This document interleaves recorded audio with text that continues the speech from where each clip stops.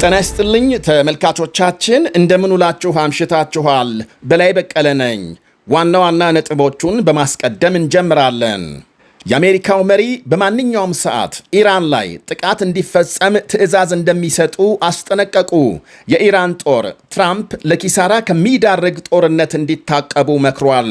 ከዚሁ ጋር በተገናኘ አሜሪካም በኢራን ጥቃት ለተጎዱ የባህረ ሰላጤው ሀገሮች ከፍተኛ የመሳሪያ ሽያጭ ማጽደቋ ሲነገር ከ6000 ቶን በላይ ወታደራዊ ቁሳቁስ እስራኤል ገብቷል።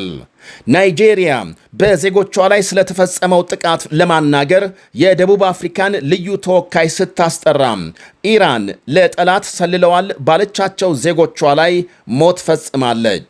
የዩክሬን ከተሞችም ዛሬ በሩሲያ ሚሳኤል ነደዋል። ሁሉንም በዝርዝር እናቀርባለን። አብራችሁን እንድትቆዩ ጋብዛለሁ።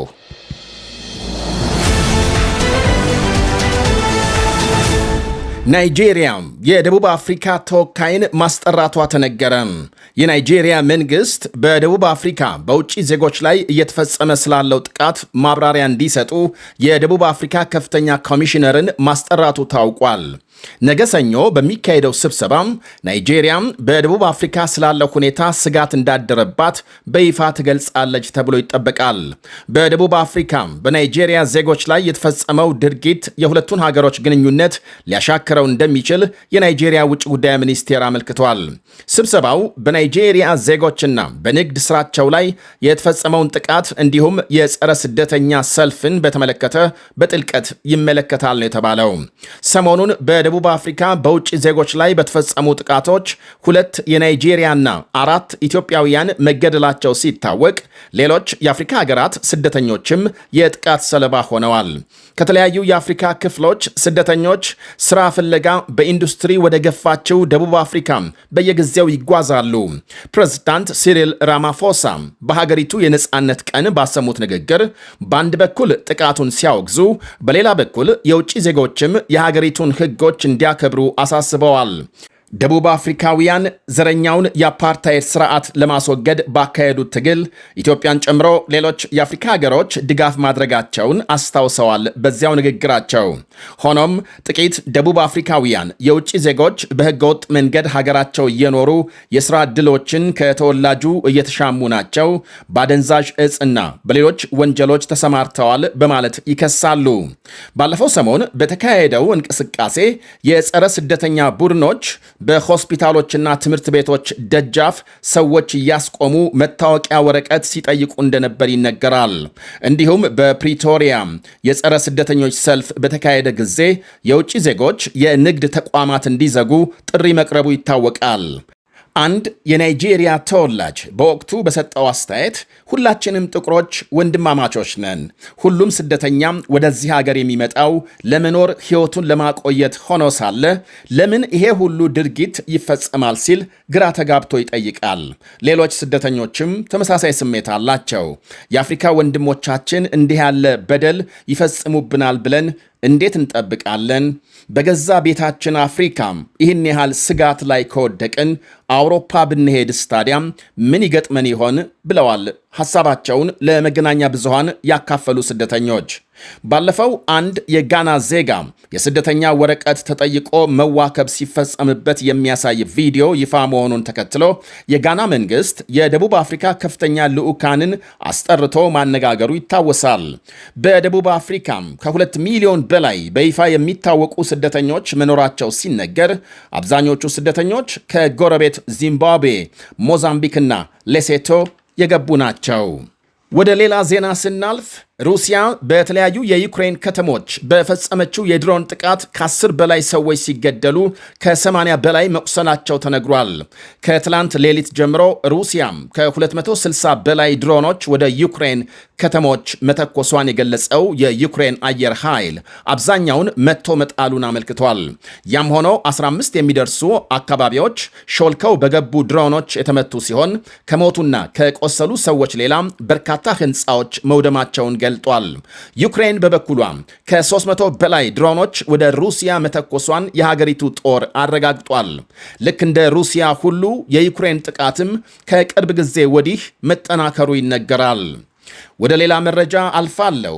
2 የአሜሪካ ወታደሮች ሞሮኮ ውስጥ መጥፋታቸው ተነግሯል። ወታደሮቹ የጦር ልምምድ ላይ ሳሉ መጥፋታቸውን በአፍሪካም የአሜሪካ ወታደራዊ እዝ አፍሪኮም አስታውቋል። በአሜሪካም ኔቶና በአፍሪካ ሀገራት ኃይሎች መካከል በየዓመቱ በሚካሄድ የጦር ልምምድ ላይ የጠፉትን ወታደሮች ለማግኘት ፍለጋ እየተካሄደ መሆኑን አፍሪኮም ገልጧል።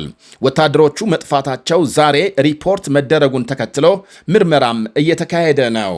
አፍሪካን ላየን በሚል የሚታወቀው ዓመታዊ የጋራ ወታደራዊ ልምምድ በአፍሪካ ግዙፉ እንደሆነ ሲነገር የልምምዱ አስተናጋጅ ሀገሮች ደግሞ ሞሮኮ፣ ጋና፣ ሴኔጋልና ቱኒዚያ ናቸው። አሁን ለ10 ቀናት በሞሮኮ እየተካሄደ ባለው ልምምድ ከ40 ሀገሮች የተወጣጡ 5000 ወታደሮች መሳተፋቸው ተነግሯል።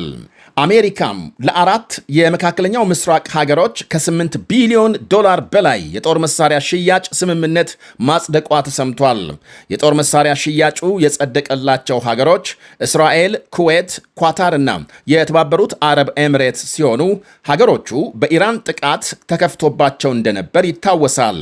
ምን አይነት ጦር መሳሪያዎች በስምምነቱ እንደተካተቱ ግን በዝርዝር የተባለ የለም። ሆኖም የእስራኤል መከላከያ ሚኒስቴር ዘግይቶ ባወጣው መግለጫም የ2 ዘመናዊ F-35 ተዋጊ ጀቶች ግዢ ከአሜሪካ ጋር መፈጸሙን አመልክቷል። የጀቶቹን ግዢ ያጸደቀው ካሁኑ የኢራን ጦርነት ትምህርት በመውሰድ ነው ብለዋል። አዲስ የሚገዙት የጦር ጀቶች እስራኤል ያላትን F-35 ተዋጊ ጀቶችን ቁጥር 100 ያደርሰዋል። በተመሳሳይ ባለፈው ሳምንት ከ6000 ቶን በላይ ወታደራዊ ቁሳቁስ የጫኑ 2 መርከቦች እስራኤል ወደብ መድረሳቸው ታውቋል።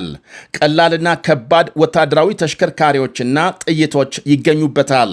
የኢራን ጦርነት ከጀመረ ወዲህ ከ115000 ቶን በላይ ወታደራዊ ቁሳቁሶች በ400 በረራዎችና በ10 መርከቦች እስራኤል መግባታቸውን መከላከያ ሚኒስቴሩ አመልክቷል። የአሁኑም ከ6000 ቶን በላይ ቁሳቁስና የ2 F-15 ጀቶች ግዥም እስራኤል አዲስ ላቀደችው የኢራን ጦርነትና የሊባኖስ ዘመቻ ማጠናከሪያ ናቸው ተብሏል። የአሜሪካው መሪ ውጤት ከሌለው ጦርነት እንዲታቀቡ የኢራን ጦር አስጠነቀቀ። በሌላ በኩል የኢራን አብዮታዊ የበላይ ጦር ዛሬ ባወጣው መግለጫ ፕሬዝዳንት ትራምፕ ኪሳራ ከሚያስከትል ጦርነትና ኢራን ካቀረበችው አዲስ ስምምነት አንዱን ሊመርጡ የግድ ነው ብሏል። አሜሪካም ውሳኔ ከመድረስ ውጪ ምንም አማራጭ የላትም ሲል አክሏል። አውሮፓም በአሜሪካ ላይ ቅሬታ እያሰማ መሆኑ የትራምፕ ወታደራዊ አማራጭ ውጤት እንደሌለው ማሳያ ነው ብሏል። የኢራን አብዮታዊ የበላይ ጦር ኢራን ለሁለተኛ ጊዜ የላከችውን የሰላም ዕቅድ ትራምፕ ውድቅ ማድረጋቸው ይታወቃል። አሜሪካና እስራኤል ኢራን የኒኩሌር ፕሮግራሟን ለማቆምና ያበለጸገችውን የኒኩሌር ቦምብ መስሪያ ዩራኒየም ለማስወገድ የሚያስችል ስምምነት ካልተደረሰ ጦርነት አይቆምም እያሉ ናቸው። ኢራን በበኩሏ የኒኩሌር ድርድር በይደር ይቆይና ጦርነት ለማቆም የሆርሙዝ መተላለፊያ ለመክፈትና የአሜሪካ የወደብ እገዳ እንዲነሳ የሚያደርግ ስምምነት እንዲፈጸም ሐሳብ አቅርባለች።